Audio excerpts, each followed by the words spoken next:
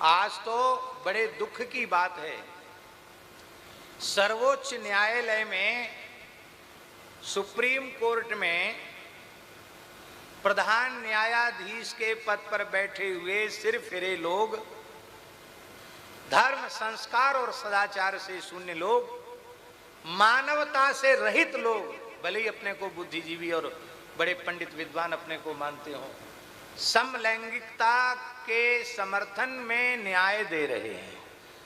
आपको पता होगा समलैंगिक विवाह का समर्थन सर्वोच्च न्यायालय ने किया था। और एक फैसला कि कोई भी पुरुष किसी भी महिला से आपसी सहमति से संबंध बना सकता है,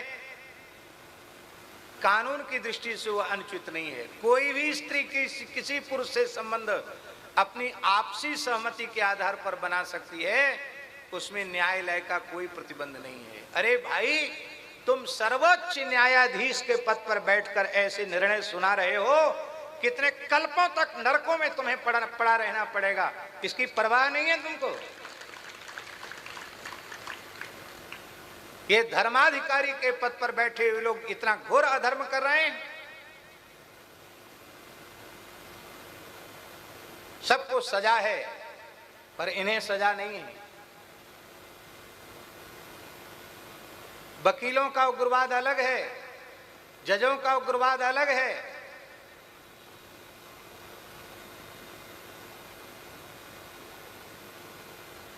और सब कानून में रहेंगे, वकील कानून में नहीं रह सकते। जो कानून के पंडित हैं वो कानून में नहीं रह सकते। हमसे यदि कोई पूछे तो सामान्य व्यक्ति अपराध करता है और उसको जितनी सजा मिलती है, यदि वही अपराध वकील करता है, कानून वेत्ता करता है, विधिवेत्ता करता है, तो सामान्य व्यक्ति की अपेक्षा उसे 4 गुना अधिक दंड मिलना चाहिए।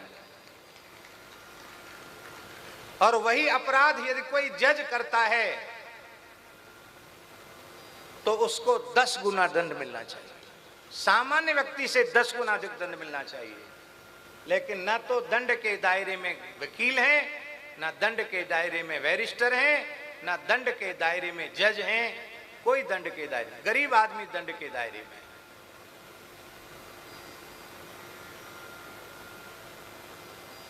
कैसी स्थिति हो रही है देश की।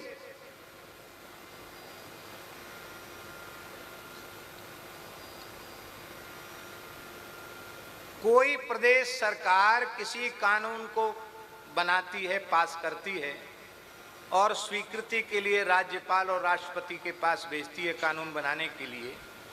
यदि वो निश्चित अवधि में उसकी स्वीकृति नहीं देते हैं तो सर्वोच्च न्यायालय कह रहा है कि फिर उसको अनुमति की आवश्यकता नहीं, वो कानून पास माना जाएगा। आप लोग पढ़े लिखे लोग बैठे हो, दिमाग से सोचो कितना घातक है देश की अखंडता के लिए, देश की सुरक्षा के लिए निर्णय जो सर्वोच्च न्यायालय में बैठे हुए लोग वो निर्णय दे रहे हैं। कितनी घातक बात है ये। तब तो कल के दिन कश्मीर के लोग प्रस्ताव पारित करेंगे कि 370 फिर से लागू हो जानी चाहिए, 30 धारा फिर से लागू हो जानी चाहिए और फिर से पहले जैसी स्थिति तिरंगा जलाने की, तिरंगा के अपमान की स्थिति आ जानी चाहिए। और राष्ट्रपति और राज्यपाल स्वीकृत न करें तो सर्वोच्च न्यायालय के फैसले के अनुसार वह स्वीकृत हो जाना चाहिए। ये न्याय संविधान के नाम पर जज शपथ लेते हैं। संविधान की किस धारा का आश्रय लेकर वो निर्णय दे रहे हैं।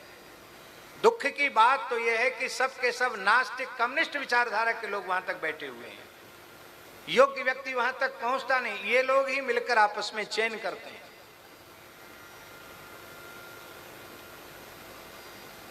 दिल्ली की घटना आप सबको पता है, कितने नोट जले हुए मिले, क्या हुआ, आया कोई निर्णय सामने।